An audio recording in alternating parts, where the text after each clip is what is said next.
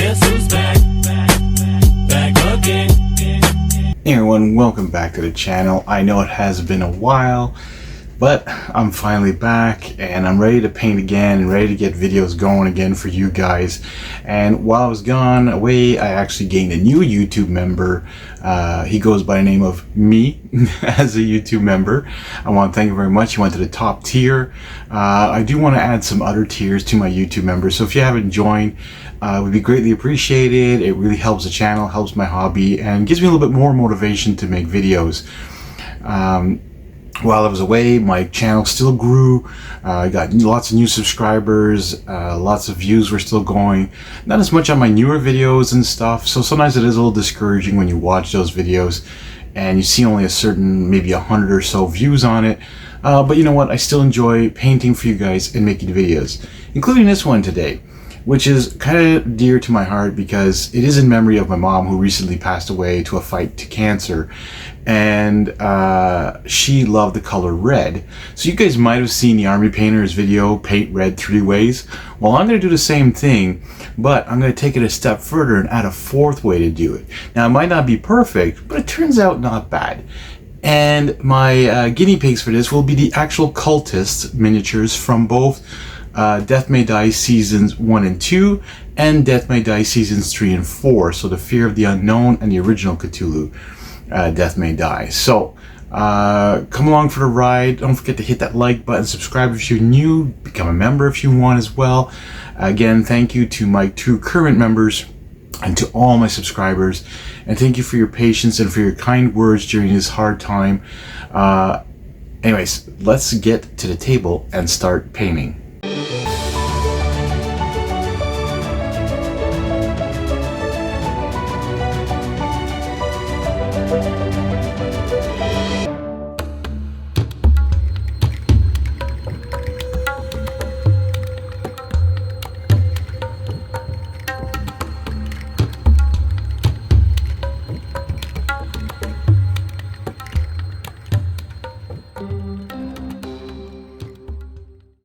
Alright, first of all, we're going to be starting off with some air paints, putting that through my Ultra 2024 from Harder and Steenbeck. Still enjoying it, but still having a lot of issues with my airbrush because I don't know if I'm the stupid one or if the brush is stupid or maybe my compressor is stupid. But I always have problems with it. And anyways, but not today. I'm painting it using 3 colors. We're doing the cultists from Cthulhu Death May Die. And we're doing it 4 ways. We're painting red 4 ways. We're starting off, like I said, the air method here. Sorry for the flickering. My light was having an issue here, and I noticed it only after, and I didn't know if the camera was going to pick it up a lot, but I don't know what's going on. Anyways, I moved all my setup downstairs here, and yeah. By the way, we're going to be starting with the same pretty much colors as the base tone. So you saw pure red was the first one, and we went with a darker color, which was the carmine red, to do the cloak part. And now we're using the archangel red, which is almost orangey, just for the base part, to give a little bit more like a used pattern to it.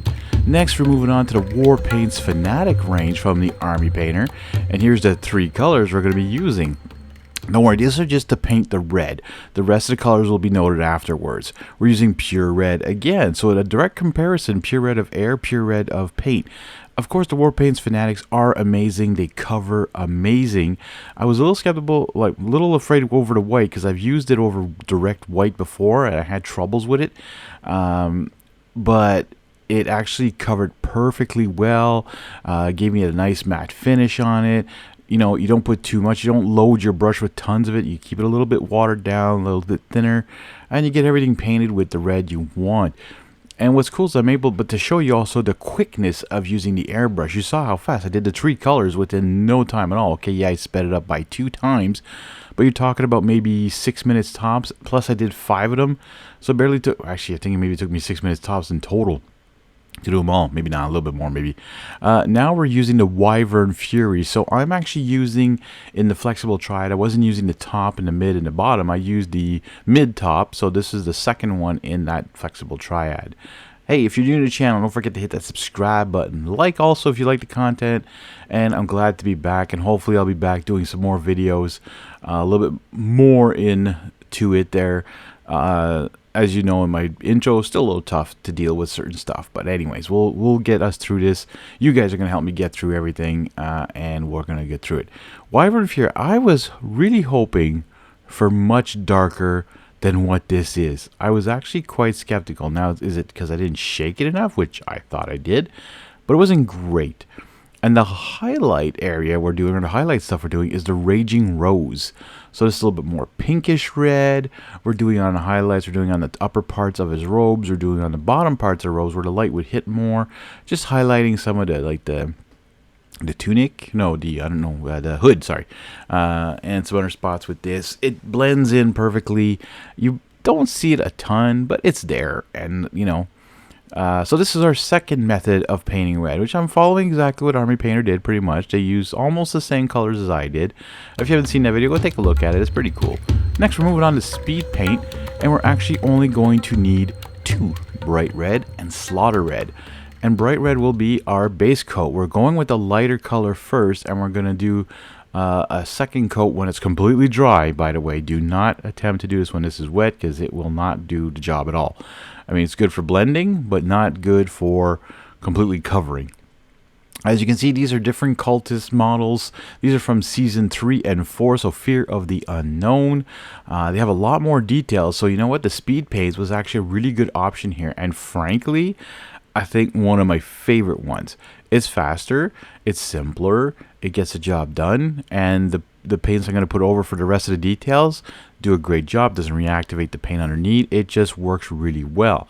And we're going to actually darken down some of the parts on this miniature, which include like the I don't know what you want to call it, the oh, what is that you know women wear at weddings, oh geez, I can't think.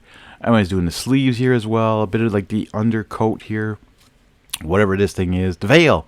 She has a veil in front, but then the back, is it still called the veil? Anyways, but we left the part in front lighter of the veil as well, just to you know, anyways, have a little bit of contrast here. So the darker does darken it down. This is the slaughter red. All right, we're moving on to the secret way of painting red with washes. Yeah, it's not great, but it ends up turning out pretty cool. Check it out. Red tone and then a dark red tone. I was hoping a little bit more of an effect, but anyways, you slap it on just like you did speed paint. However, I'm noticing with primers, and I don't know if this is for all the case, but look at that pooling.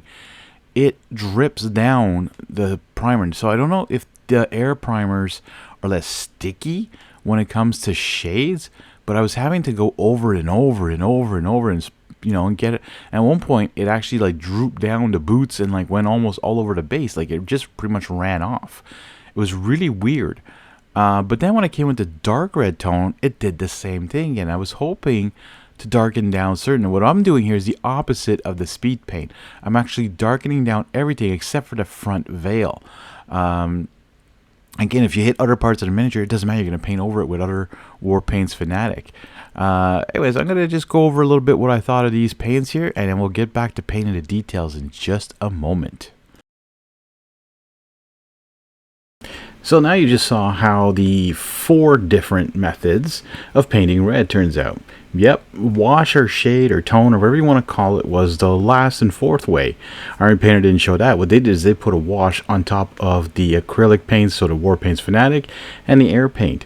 I decided not to do that and show you what it does. Sure, it's not the best looking miniature, but it is a good base for any kind of other details you're going to want to put on. And you're going to take a look.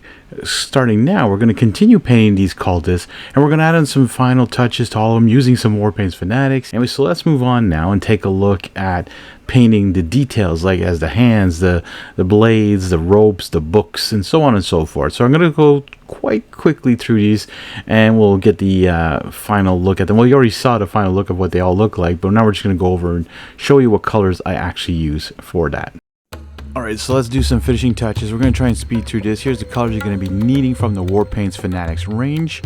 A couple shades. I said I think a while ago I wasn't going to use any shades, but it's just for the tone and the skin and all that. And we're starting off with a little bit of barbarian flesh, because these cultists are barbarians in my opinion. They're trying to bring back Elder Ones. They're trying to destroy the world. So we're putting some barbarian flesh on all of them. Yes, I even get the mouths and the eyes inside those cloaks and inside those veils as much as I can. getting them on the arms of everybody, on the face of everybody. Again, there's different poses, different this, different that. So, you know, you want to take a look and see.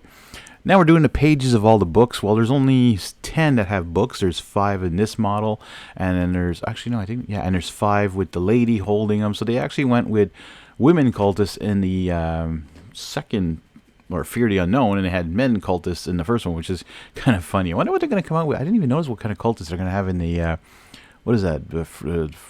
Forbidden Reaches or something like that. The next one. All right, some Ruddy Terra. Now we're doing this for the books and hilts of swords. Very nice color, very good coverage. Does a good job. It's going to do really good with the tone later on. And then we're moving on to some Sunburst Ochre for ropes, belts, and the stoles. Yes, I looked it up. That thing that goes over shoulders on priests or cultists or whatever is called a stole. So we're using the Sunburst Ochre on that here. Like I said, we're doing it on ropes too. So anyone who had a rope, which is only the new cultists from the new box set, they have ropes on the front of them hanging down in that. So we're going to be using it on that. We're using it on belts. We're using it on all sorts of little things.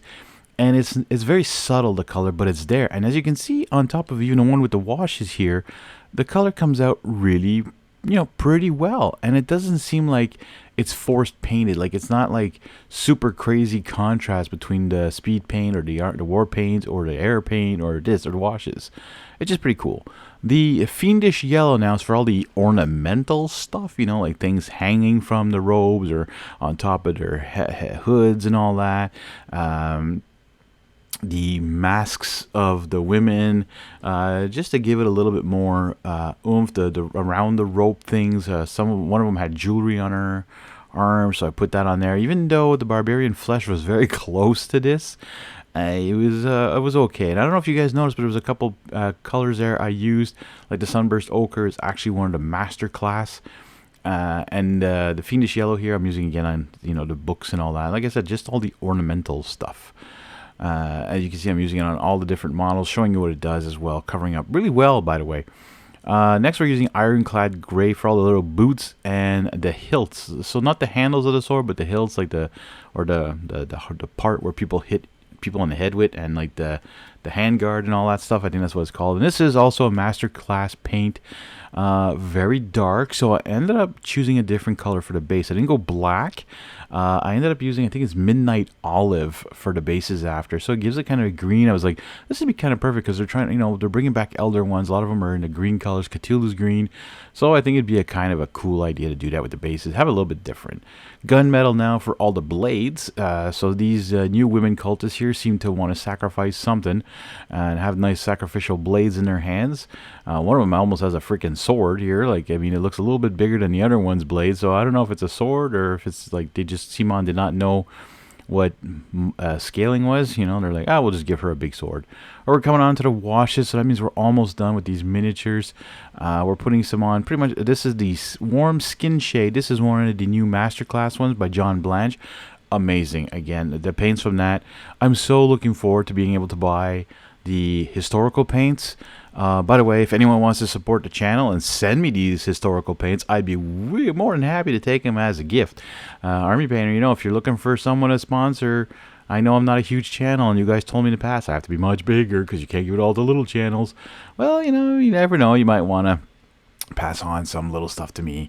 Now we're using the soft tone, which is the final shading on pretty much everything here, putting on the books, putting on some of the other places where I put some other war paints, Fanatic here and there, just doing a good job with it. I didn't really put on the ropes and all that because I found it did a good job, but I put on the blades and mostly the books to give them a more dirty look. And there you have it, folks, the cultists from Cthulhu Death May Die seasons 1, 2, 3, 4. I don't know what they're going to be like in the future, but anyways, keep an eye out for that. We're going to be painting some more Death May Die in the close future. Go back between Marvel Zombies. I want you to have a good day, and don't forget to slay the gray, one miniature at a time. Thanks for watching. We'll see you all in the next one.